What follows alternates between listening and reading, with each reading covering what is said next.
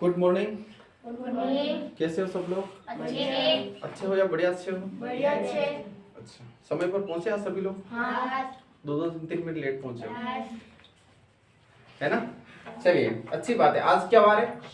मंगलवार है। और भी कुछ है आज? क्या है? 5 सितंबर है, है ना? और 5 सितंबर अगर है तो शिक्षक दिवस है। शिक्षक दिवस है। तो आज क्लास स्टार्ट करने से पहले दो शब्द शिक्षक दिवस के ऊपर चर्चा करते हैं, है ना? शिक्षक दिवस क्यों मनाते हैं, किसी को कुछ पता है? बताइए। अनावश्यक बात न करते हुए व्यवस्थित बात करिए। शिक्षक दिवस क्यों मनाते हैं? डॉक्टर सर्वपल्ली राधाकृष्णन जी का नाम सबने सुना होगा, जो हमारे पूर्व राष्ट्रपति या पहले राष्ट्रपति रह चुके हैं, है ना? तो मैंने भी किताबों में पढ़ा है, देखा है, क्योंकि हर व्यक्ति को सीख कहीं न कहीं से मिलती है। चाहे वो शिक्षक से मिलो, चाहे वो दोस्त से मिलो, चाहे वो माता पिता से मिलो, कहीं से मिलो, है ना? तो आज यहाँ पर सामने जो किताबों में छापते हैं या कुछ भी करते, तो उन्होंने भी कहीं न कहीं सीखा है, देखा है, लिखा होगा या कहीं से सुना होगा, तब जाकर के उनका मतलब आगे बताते हैं। तो जब बताते हैं कि डॉक्टर राधाकृष्णन जी राष्ट्रपति थे, उससे पहले वो शिक्षक भी थे, है ना? तो उनके जो पूर्व छात्र थे, पहले जिन छात्रों को उन्होंने पढ़ाया, तो उनका जब जन्मदिन आया, है ना, तो बच्चों सभी बोलते हैं कि जन्मदिन मनाना है। तो जन्मदिन मनाने के लिए उनको बताया गया कि हम आज का जन्मदिन मनाना चाहते हैं।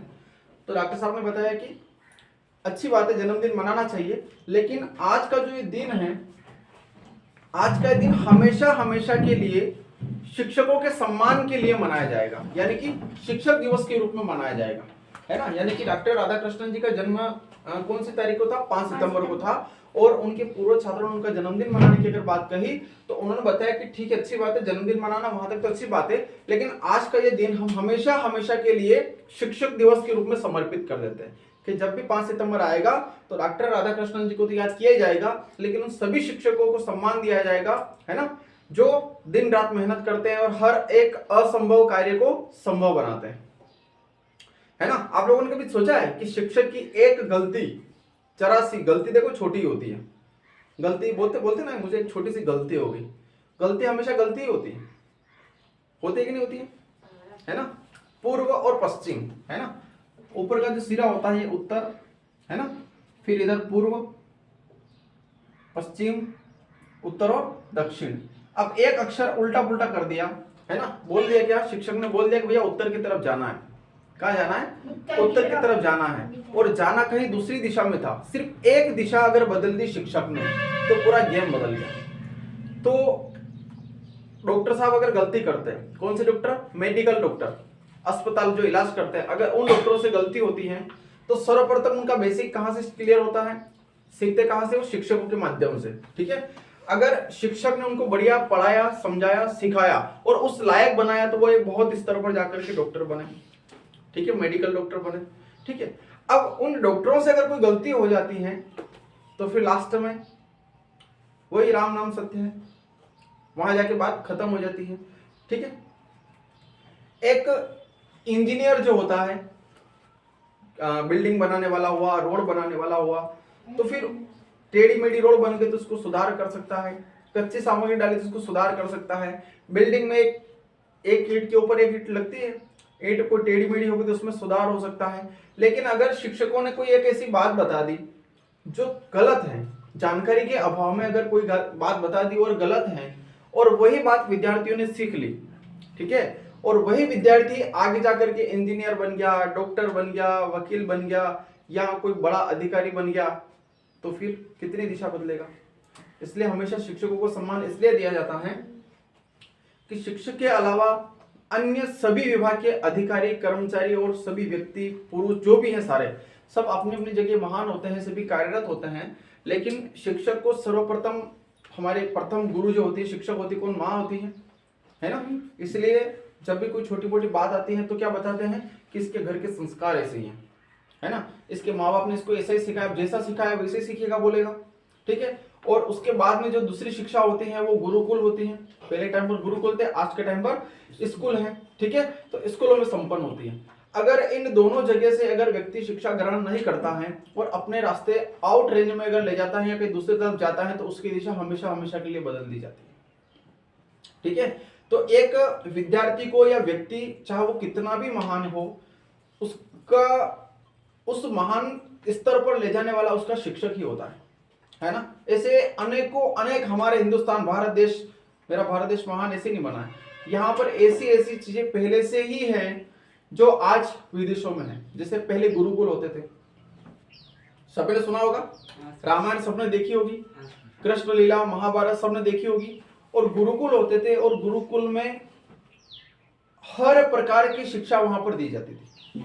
वेदों की शिक्षा, शास्त्रों की शिक्षा, अस्त्र विद्या, है ना, बहुत सारी अलग अलग वैरायटी में।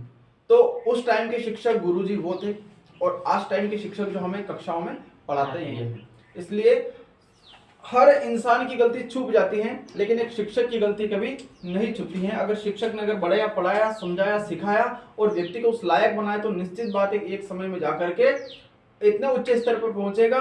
और जिस दिन वो व्यक्ति उतने उच्च स्तर पर पहुंचेगा उस दिन उस शिक्षक का सीना गर्व से चौड़ा हो जाएगा कि यार कभी न कभी तो इस बालक को मैंने पढ़ाया था, सिखाया था, समझाया था। और कभी न कभी उस महान व्यक्ति के लिए भी गुरु के प्रति कोई ना कोई भावना रहेगी, शिक्षक के प्रति कोई ना कोई भावना रहेगी। चाहे आज क्लासों में शिक्षक बच्चों को डांटते भी हैं, काफी बार बहस भी हो जाती है ना, बहुत सारे बार बच्चे स्कूल छोड़ के भाग जाते हैं, फिर आ जाते हैं। तो ये सारा मेल मुटाव उस टाइम पर खत्म हो जाता है जब व्यक्ति उस उच्च स्तर पर जाके पहुंच जाता है। तब उसके मन में एक सपना आता है। कौन सा सपना? बीती हुई यादों का सपना, है ना, बोलते ना, बीते हुए कुछ पल, बीती हुई यादों का सपना आता है। क्या सपना आता है कि अगर ये सर हैं या ये मैडम हैं, ये शिक्षक हैं, अगर उस टाइम पर हमें नहीं डांटते, नहीं फटकारते, इस प्रकार से कार्य हमारे ऊपर ज्यादा लोड नहीं डालते तो हो सकता है आज हम यहाँ पर नहीं होते। और आज के दिन ही आज में मेरे जो सारे शिक्षक हैं उन सभी शिक्षकों का सम्मान सहित प्रणाम करके बताना चाहता हूं कि मैंने भी आज तक जिन जिन सभी शिक्षकों से अध्ययन किया है आज हमेशा मेरे दिमाग में घूमते हैं। वो हमेशा उन्होंने जो भी कुछ बताया मैंने कभी उनका बुरा नहीं माना। जैसे कि अगर मेरा अध्ययन बताऊं मैं तो नरसिंह आचार्य जी आपके घरने के हैं, श्री राम माध्यमिक विद्यालय जो काफी लंबे समय से बरकट ड्राइंग में संचालित हो रहा था, ठीक है। वहां मेरी फर्स्ट क्लास थी, फर्स्ट बेंच, सबसे मतलब ऊंची क्लास जो थी, बड़ी क्लास थी वो हमारी ही थी। उसके बाद मेरा हाई स्कूल हिंगोरिया बाड़ा से संपन्न हुआ, जहां पर मैं सबसे ज्यादा याद करता हूँ पाटीदार जी साहब, जिनकी वजह से आज मेरा गणित बढ़िया है और आप लोगों को भी उनके द्वारा दिया गया गाने में अर्पित करता हूँ। मैंने अपनी मर्जी से कोई जोड़ घटाव नहीं किया उसमें। उसके साथ साथ में मैं शर्मा साहब, जो मैं सामाजिक ज्ञान में बहुत डाउन था पहले और मैं रट करके याद करता था। और शर्मा साहब जी अभी टकरावत हायर सेकेंडरी स्कूल में कार्यरत है ना। और उन्होंने मुझे एक बार त्रैमासिक परीक्षा हुई थी और त्रैमासिक परीक्षा में मेरे शायद 33 नंबर आए थे सामाजिक ज्ञान में। उन्होंने बताया था बेटा तो पढ़ता तो अच्छा है लेकिन इतने नंबर कम क्यों आए। मैंने बताया था उनको, मैंने कहा सर मैंने लिखा तो सभी है, सब लोग रट रट के लिखते हो ना आप लोग, है ना, तो मैंने लिखा तो सब है, कॉपी भी देखा, लिखा हुआ सब है, लेकिन वास्तविकता वो नंबर नहीं मिल पा रहे थे क्योंकि सामाजिक विज्ञान के अंतर्गत समझ करके अपने को लिखना पड़ता है, ठीक है।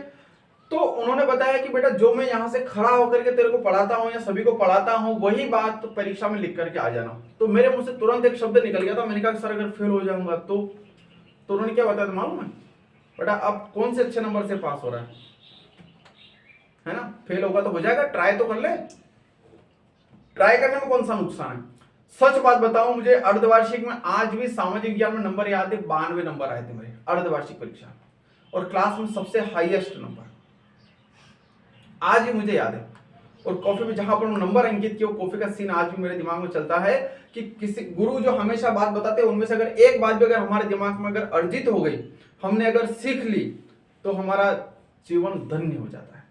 तो सबसे ज्यादा भाव मैं अपने पाटीदार साहब को देता हूं और आज भी मेरे मतलब हमेशा लगे रहते हो। कोई भी समस्या आज भी आती है मैं तुरंत मेरे सभी शिक्षकों को फोन करके बताता हूँ सर ऐसी बात है, मैं ये करने जा रहा हूँ, ये कर रहा हूँ, कैसे होगा, क्या होगा, तुरंत, ठीक है। तो पाटीदार साहब और उसके बाद में शर्मा साहब।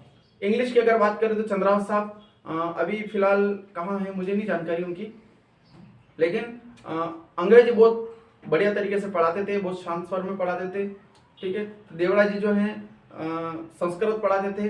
रामेश्वर जी डांगी साहब टिडवास के हैं और अभी भी वहीं पर अतिथि शिक्षक के रूप में सेवा दे रहे हैं काफी लंबे समय से। फिर जब मैं यहाँ से उत्तीर्ण होकर के जब नाहरगढ़ स्कूल में गया तो वहां पर भी एक बात का डर था कि 11th में सब्जेक्ट का चयन होता है। अब आजकल आप लोगों को तो क्या हो रहा है कि यहाँ पर बहुत सारे स्कूल हो गए, अड़ोस पड़ोस में बड़े भाई बहन भी पढ़ रहे थे। हमारे उस टाइम पर 2010-11 में मेरी 10वीं उत्तीर्ण हुई थी, सॉरी 9-10 में 10वीं उत्तीर्ण हुई थी, 11 में 11वीं, 12 में 12वीं, इस प्रकार से मेरा चलता था। तो आज से लगभग 10 साल पुरानी बात है। इतने गांव में पढ़े लिखे व्यक्ति नहीं थे और अगर इक्का दुक्का मिलते भी थे तो ज्यादा उनको जानकारी नहीं था। तो जब हमने वहां पर एडमिशन लिया तो टेंशन इस बात का था कि हम व्यवस्थित तरीके से पढ़ पाएंगे कि भी नहीं पढ़ पाएंगे, है ना। लेकिन वहां जाने के बाद आदरणीय जोशी साहब अभी मंदसौर उत्कृष्ट स्कूल में सेवा दे रहे हैं। उनके माध्यम से मेरा भौतिक विज्ञान कंप्लीट हुआ है और आज उन्होंने जो सिखाया वही का वही मैं आप लोगों को सिखाता हूँ। आदरणीय मंगोली साहब आज भी नाहरगढ़ स्कूल में प्राचार्य हैं और केमिस्ट्री पढ़ाते थे, यानी कि रसायन विज्ञान। और रसायन विज्ञान उन्होंने जैसा आज तक मुझे पढ़ाया था मैं बस उसका वही आप लोगों को बता देता हूँ। तो गणित आप लोग आप सोचते हो ना कि यार एक ही सर सभी विषय पढ़ाते हैं, मुझे ज्यादा अनुभव नहीं है, लेकिन जो जो मेरे गुरुजों ने पढ़ाया है बस उन्हीं का मैं थोड़ा और अपने स्तर से अध्ययन करता हूं और अध्ययन करने के बाद में वही चीजें आप लोगों को बता देता हूं। फिर नाहरगढ़ हायर सेकेंडरी स्कूल कक्षा 12वीं पास करने के बाद में वापस कहाँ गया मैं, कॉलेज में। तो कॉलेज में जाने के बाद में और बड़ी टेंशन हो गई, पारिवारिक स्थिति काफी डाउन थी, क्या करें क्या नहीं करें। तो वहां पर याद आते हैं आज भी मनीष सोनी जी, जो पीजी कॉलेज में कंप्यूटर विभाग में बैठते हैं और अपनी सेवाएं दे रहे हैं। उनके माध्यम से मेरा बीसीए कंप्लीट हुआ, तो उनसे भी मुझे अपनी लाइफ में बढ़िया सीखने को मिला। फिर वहां से अगर आगे चलते हैं तो कुछ समय थोड़ा ब्रेक रहा एजुकेशन का, और फिर MHERD हेड ऑफिस दिल्ली से संपर्क हुआ और वहाँ डॉक्टर विक्रम सिंह जी चौहान, उनसे पढ़ा तो नहीं हूँ लेकिन एजुकेशन का नियम कानून उनके बारे में जो मैंने सीखा है वो बिल्कुल सराहनीय है। और जो सभी शिक्षकों का एक सार दिमाग में एकत्रित करके जैसा बनता है, जो बनता है, जितना बनता है और जहां बनता है, सभी आप लोगों को अर्पित कर देते हैं निस्वार्थ भाव से, ठीक है ना। तो अच्छी बात है कि आज शिक्षक दिवस है और कम से कम एक साल में एक दिन हम अपने सभी शिक्षकों को तो बिल्कुल तन मन धन से याद कर ही लेते हैं, क्योंकि व्यक्तिगत मिलने का मौका नहीं मिलता है। लेकिन जो बोलते हैं ना कि मंदिर, भगवान तो हर व्यक्ति के अंदर विराजमान है, लेकिन जब भी अगर हम मंदिर जाते हैं तो तृप्त हो जाते हैं। तो जब भी जहां पर भी मिलते हैं हम अपने आप को धन्य महसूस कर लेते हैं, ठीक है। तो चलते हैं आप आज अपनी क्लास में, क्या सीखना चाहेंगे आज, पता है ना। मैंने बताया तो समझ में आया आप लोगों को क्यों मनाते हैं शिक्षक दिवस? बताइए। डॉक्टर सर्वपल्ली राधाकृष्ण का जन्मदिन है आज। हाँ, इसलिए उन उपलक्ष्य में शिक्षक दिवस मनाते हैं। शाबाश, सबको याद है ना? आवाज ही नहीं आ रही है। खाना पीना खा के आए हो कि नहीं आए हो? अच्छी बात है। चलिए, आज आप लोगों के सामने एक यूनिट आई है, सरल एवं युगपत समीकरण। कक्षा 10वीं के अंतर्गत आप लोगों ने सीखा होगा एक अद्वितीय हल है ना, कोई हल नहीं है और अनंततः अनेक हल हैं। और यही टॉपिक कक्षा 8वीं के अंतर्गत छोटे रूप में आया होगा, ठीक है, वही पढ़ने वाले हम। चलिए, सर्वप्रथम ऐसी कोई समीकरण जिसके कोई घात ना हो, मान लिया जाए यह समीकरण मैंने लिखा है, इसके कोई घात नहीं है, इसको कौन से समीकरण बोला जाता है? रेखिक समीकरण बोला जाता है, क्योंकि इसके कोई घात नहीं है, यानी कि घात एक है लेकिन उसको रेखिक समीकरण बोला जाता है, ठीक है। अगर किसी की घात 2 है तो द्विघातीय समीकरण, और किसी की घात 2 से ज्यादा है तो बहुघातीय समीकरण, है ना, त्रिघातीय या बहुघातीय समीकरण, ठीक है। अब दो व्यापक समीकरण में लिखता हूं और उन्हीं के आधार पे चलने का प्रयास करते हैं, ठीक है। व्यापक समीकरण, अच्छा व्यापक समीकरण का मतलब क्या होता है? सभी जगह व्याप्त हैं, उनको मान करके, उनको एक आधार मान करके हम सवालों को हल करते हैं, ठीक है। यानी कि a1x plus b1y plus c1 बराबर 0, है ना। फिर उसी प्रकार से दूसरी समीकरण आती है a2x plus b2y plus c2 बराबर 0। ये दोनों क्या है? व्यापक समीकरण। आप सभी लोग कॉफिया बंद कर लें और अपना दिमाग एकाग्र होकर के पढ़ाई करें, ठीक है। ये जब दोनों व्यापक समीकरणें आती हैं तो इनको आधार मान करके हम जो वास्तविक समीकरण आती है उसको हल करते हैं, ठीक है। अब इसकी 3 कंडीशन बनती है। कैसे 3 कंडीशन बनती हैं?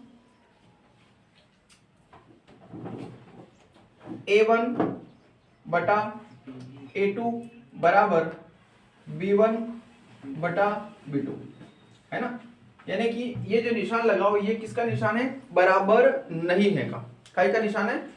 बराबर नहीं है का। यानी कि a1 बटा a2 बराबर नहीं है b1 बटा b2। तो ऐसी स्थिति में इन समीकरणों को क्या बोला जाता है कि समीकरण या निकाय एक अद्वितीय हल है। क्या है? एक अद्वितीय हल है, ठीक है। उसी प्रकार से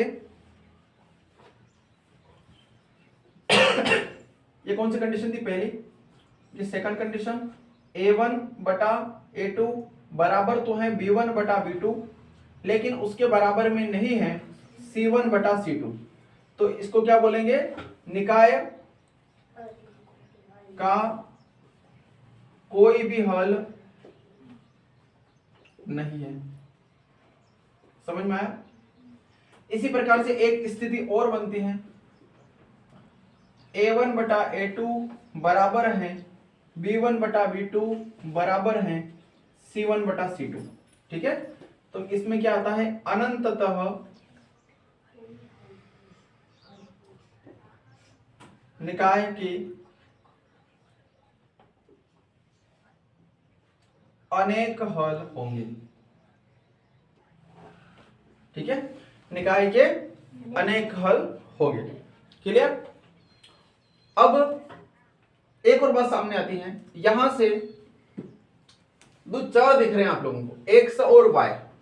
a1 अचर की गिनती में आता है, b1 c1 ये भी काय की गिनती में आते हैं?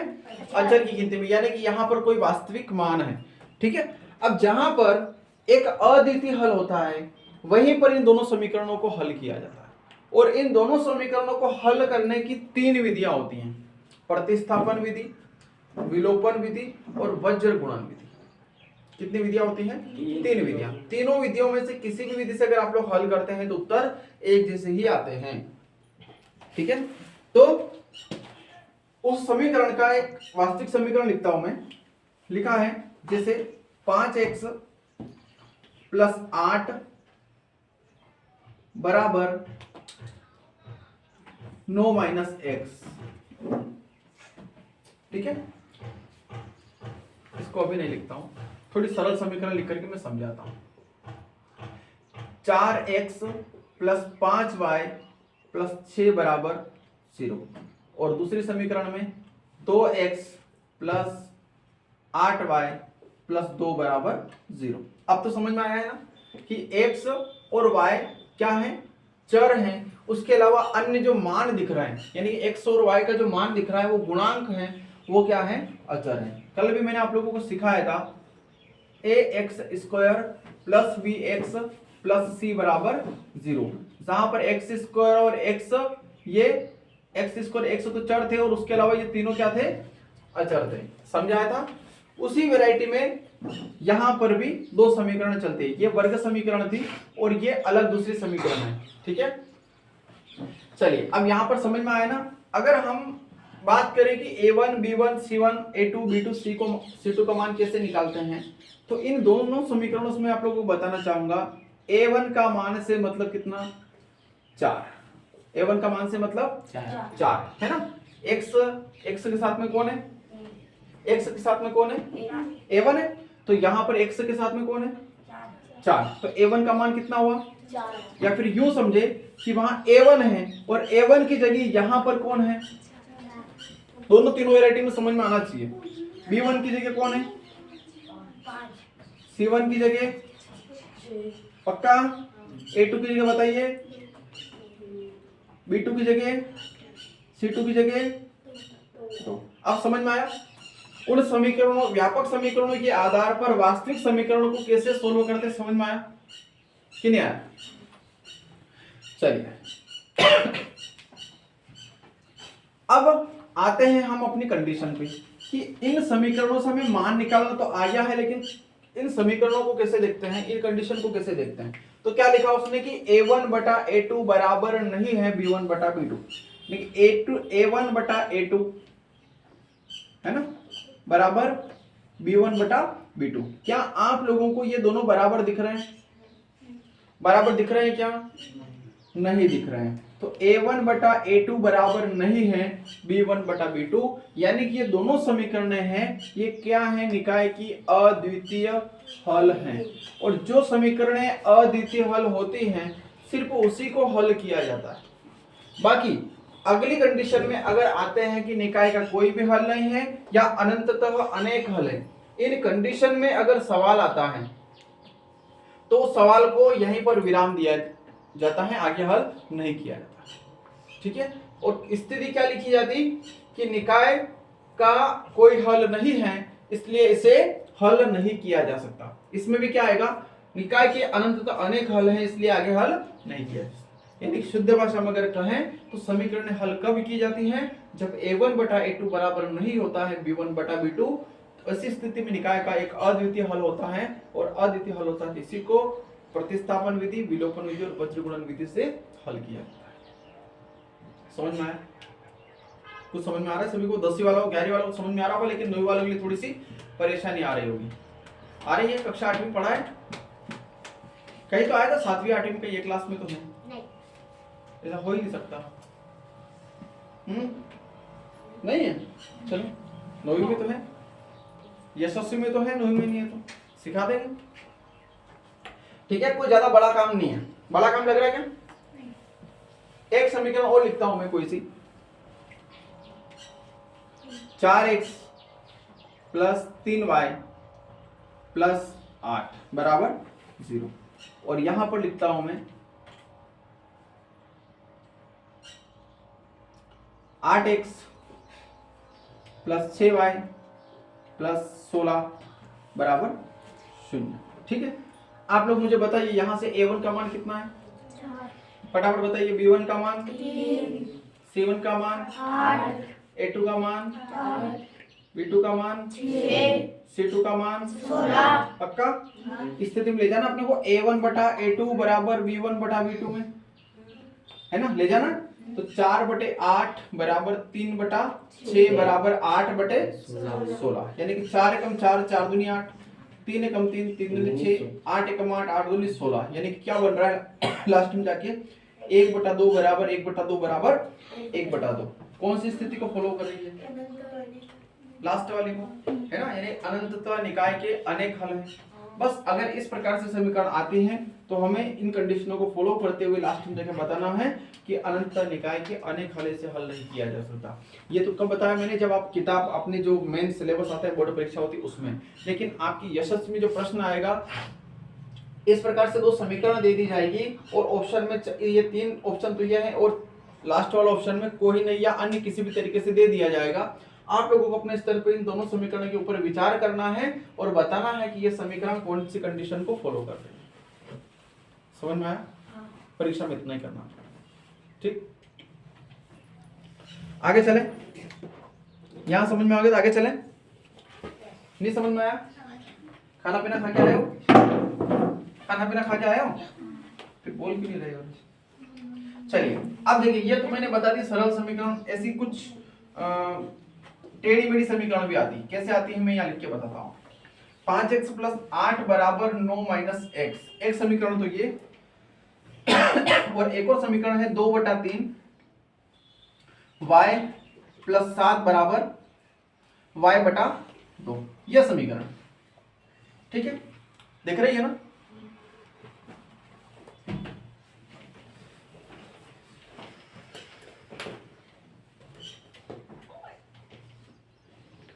इन समीकरण में कितने चर दिख रहे हैं आप लोगों को? चर दिख रहा है? कितने चर दिख रहे हैं? चर का मतलब क्या होता है? A to Z के अक्षर जो दिखेंगे वो चर है। है ना, एक चर दिख रहा है ना, इसको कौन सा समीकरण बोलेंगे हम? एक चर वाली समीकरण। परीक्षा में समीकरण दे दिया और बताया गया है कि कौन सी समीकरण, एक चर है ना, बहुचर या अन्य कोई भी तरीके, तो आपको वो क्या लिखना है, एक चर वाले पर निशान लगा के आना है, ठीक है।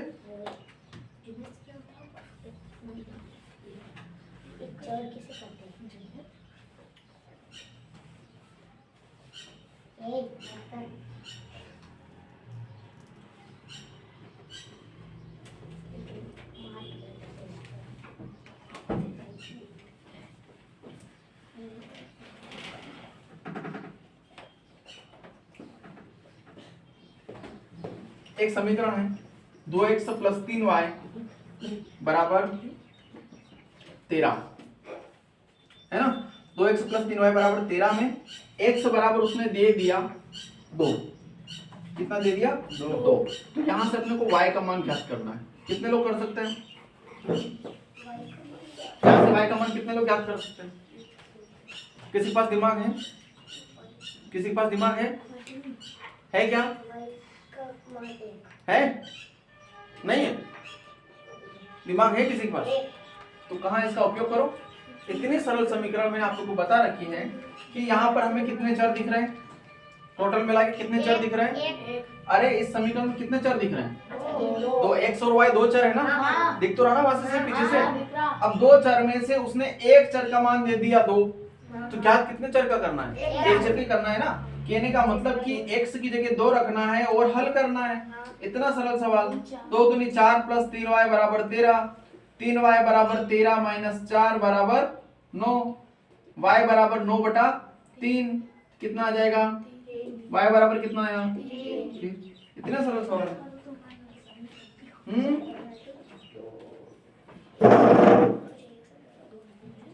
क्यों भाई? एक और समीकरण है x plus 2y, x plus 2y बराबर 5 में x बराबर अगर 1 है तो y का मान कितना होगा? करके बताइए।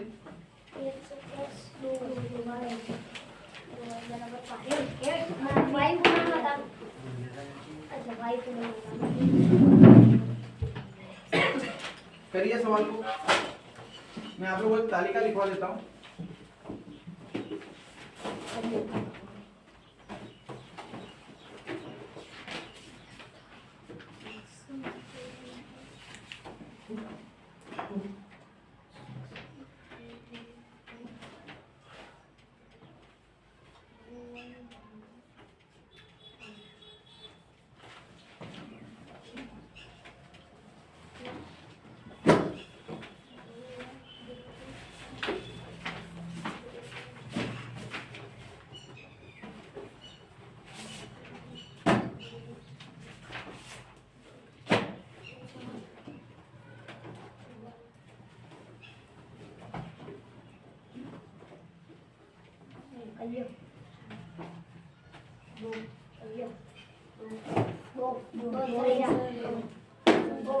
पक्का?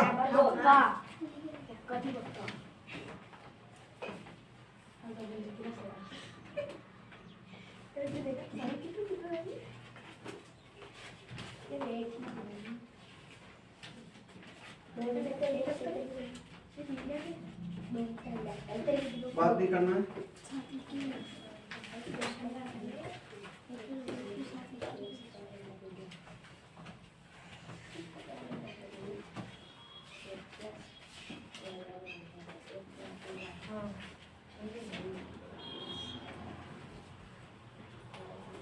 ये उतार लिया बोर्ड वाले सारे सवाल?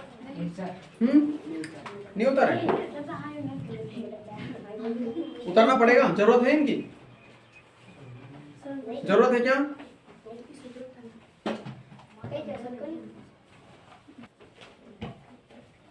चलिए देखो, मैंने आप लोगों को बताई थी व्यापक समीकरण a1x plus b1y plus c1 बराबर 0, और दूसरी समीकरण, इसको समीकरण 1 दे देते हैं, है ना। दूसरी समीकरण a2x plus b2y plus c2 बराबर 0, ठीक है। कि दो व्यापक समीकरण अगर हमारे सामने होती है तो हम किताब वाला या इसके अलग अलग नियम होते हैं। कैसे होते हैं? मैंने आप लोगों को अभी A1, B1, C1 और A2, B2, C2 सारे मान निकालना सिखा दिए, ठीक है। अब कंडीशन बनती है हमारी ये 3 वेराइटी में। कितनी वेराइटी बनती है? 3 वेराइटी बनती है ना। तो अब इनको किन किन नामों से जानते हैं मैं सारणी के थ्रू आप लोगों को बता देता हूं ताकि आप लोगों का पढ़ना आसान हो जाए, ठीक है। अगर A1 बटा A2 बराबर नहीं है B1 बटा B2, ऐसी स्थिति में तो इसको हम बोलेंगे एक अद्वितीय हल होगा। क्या होगा? एक अद्वितीय हल होगा। ये आपके ऑब्जेक्टिव के लिए भी काम करेगा। और अगर आने वाले समय में कक्षा 9 वाले 10वीं में जाते हैं और अगर तुम्हारे 11वीं वालों के भी इस प्रकार से कोई मान आता है तो ध्यान में रखना कि जब दो समीकरण दी हुई होती है और उनका x और y चर का मान ज्ञात करना होता है और अगर वो अद्वितीय हल होता है तभी जाकर इसको हल किया जाता है, बाकी हल नहीं किया जाता, ठीक है। इनको एक नाम से और जानते हैं, क्या? संगत। यानी कि ये समीकरण जो है ये कौन से समीकरण है? संगत, ठीक है। और प्रतिच्छेद भी करती है, ठीक है। प्रतिच्छेद भी करती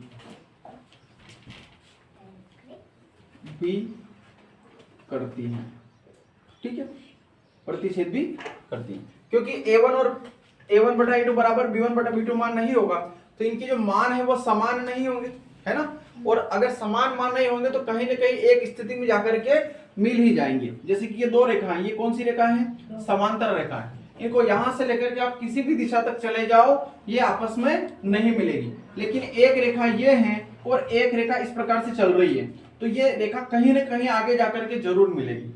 इसको क्या बोलते हैं? प्रतिच्छेदी रेखाएं। इसको बोलते हैं समांतर रेखाएं, है ना। तो वो जो समीकरण है A1 बटा A2 B1 बटा B2 वो इस वेराइटी की समीकरण है कि एक का मान अलग है दूसरे का मान अलग है।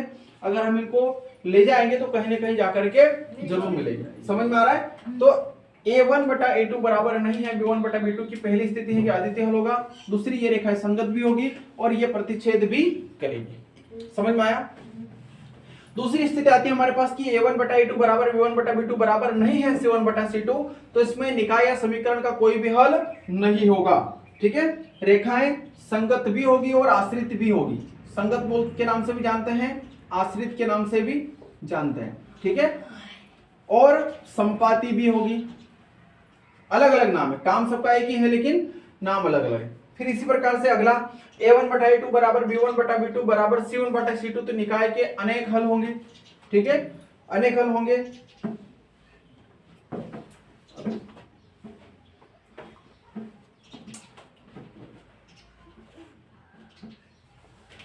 थोड़ी सी मिस्टेक, दोबारा समझिए। A1 बटा A2 बराबर B1 बटा B2 बराबर नहीं है C1 बटा C2, तो निकाय का कोई भी हल नहीं होगा और जो रेखा है वो असंगत होगी, है ना। मैं वही सोच रहा था, मैं मेरा दिमाग खराब हो गया, किताब वाला गलत बता रहा है। क्या होगा? असंगत होगा और रेखाएं क्या होगी? समांतर, ठीक है। क्या होगी? समांतर होगी, ठीक। उसी प्रकार से यहां की बात करते हैं कि तीनों मान अगर बराबर होते तो निकाय के अनंत अनेक हल होंगे और रेखाएं संगत भी होगी और आश्रित भी होगी, ठीक है। और यहां पर संपाती। अब कितने प्रश्न बन गए यहाँ पे? 3 3 6 3 3 9 वेराइटी से इस प्रश्न को पूछा जाता है अलग अलग रूप में।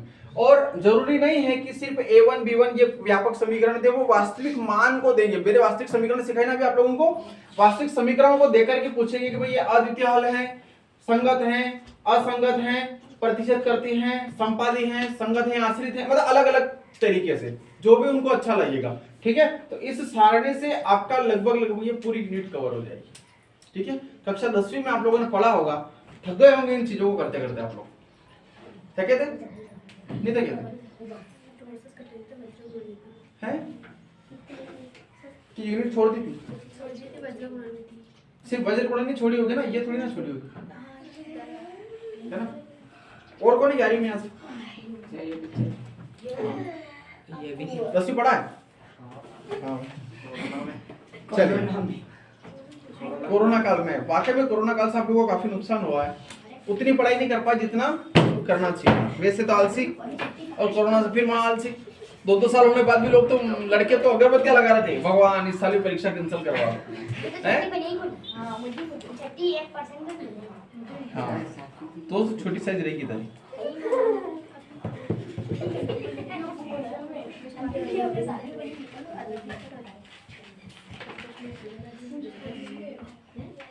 एक समीकरण आया है, इसको बाद में उतार लेना, मैं एक आध सवाल जो सरल सरल है वो करवा देता हूँ। x माइनस 1 बटा 2x बराबर 3/4 हो तो x का मान अपने को ज्ञात करना। कर सकते हैं आप लोग? कर सकते हो क्या? कर सकते हो तो करो। क्या कर सकते हैं? ऐसा एक सौ को मान बताना। यहाँ पर भी 2x माइनस 3 बटा 3x प्लस 2 बराबर 2 बटा माइनस के 2/3 है तो x का मान यहाँ पर भी ज्ञात करना है। और एक और समीकरण, 3 सवाल करेंगे बस। 1 माइनस 9y बटा 19 माइनस 3y बराबर 5/8 हो तो y का मान ज्ञात करो। तीनों सरल सवाल हैं, ध्यान दीजिए, इधर मैं करवा देता हूँ।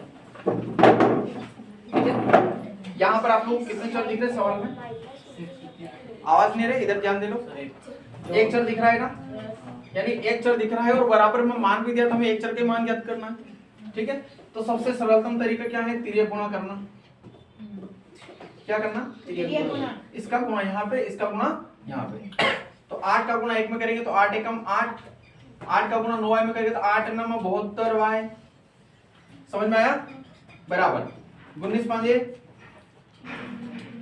19 पांजे कितना होता है? 19 पांजे 95 माइनस 3y का गुणा 5 में जो 5 दिया 15y। ठीक है, अब यहाँ से y का मान एक तरफ कर लो और जो उसके अलावा दूसरा मान है उसको एक तरफ कर लो, है ना। तो 8 मान देखिए, बोतर y अपनी जगह यथावत रखो और 15y को उधर भेज दो तो कितना हो जाएगा? प्लस का 15y बराबर 95 अपनी जगह रखो और प्लस 8 को इस तरफ भेज दो तो माइनस का 8 हो जाएगा। ठीक है, अब देखिए 72y है ना, माइनस के 72y प्लस के 15y, मान घटेगा कि जुड़ेगा? भाई मान घटेगा कि जुड़ेगा? घटेगा। तो 72 में से 15 कम करें कितना आएगा? 72 में से 15 कम करें तो कितना आएगा बताइए जल्दी? 58y माइनस का आएगा कि प्लस का? माइनस का आएगा क्योंकि 72 माइनस का है। बराबर 95 में से 8 कम किया, 95 से 8 कम किया तो 87। झूठ तो नहीं बोल रहा हूँ? नहीं 87। तो y बराबर 87/58 और जो माइनस का चिन्ह उधर से इधर आ जाएगा, है ना। अब ये घट रहा है क्या? है पक्का? नहीं घट रहा है तो y का मान यही है। ठीक है, क्या है?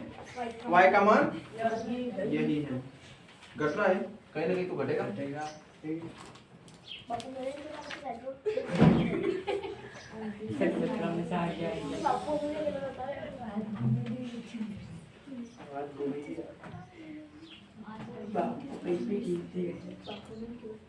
पिचानवे में से 8 कम करें कितना रहेगा?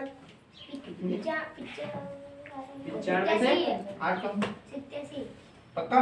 हाँ और इधर 72 में से 15 कम करेंगे 58। पक्का? यस। चलिए, कहाँ गलती हुई फिर? नहीं 57 लेगा 57। पक्का? हाँ